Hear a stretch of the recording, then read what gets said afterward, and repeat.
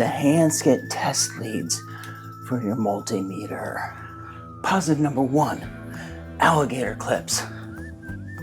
It's not one of these little mini. These are good for, holding on to a fatty or something. Now look at this one. Look at that 40 millimeter wide opening. They're Cat 3, 1000 volt rated. 30 amp current capacity and a jaw opening wide enough to bite into damn near any post, lug, battery terminal you throw at it. Translation? Hands-free, stable contact on the automotive work, which matters when you're elbow deep in a fuse box and one of the kids is yelling something about a missing cleat. Not to mention when you're working all by yourself, you need to have that meter stretch all the way to the ignition key.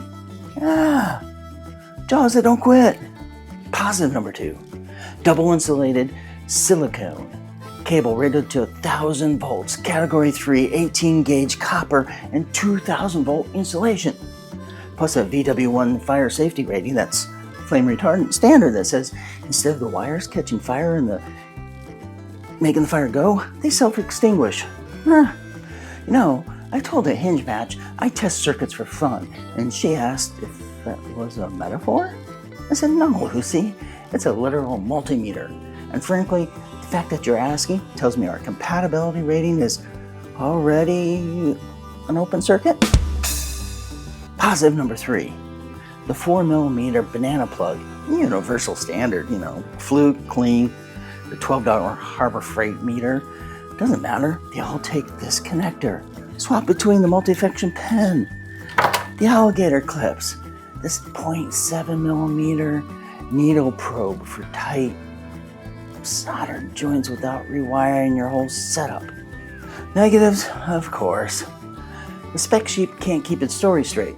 The title says 0.7 millimeter needle tip. The description says 1 millimeter. And the 30 amp Alligator Clip rating doesn't match the 16 amp cable it's wired to. The weakest link sets the real ceiling. So treat the whole rig as a 16 amp kit and move on with your life.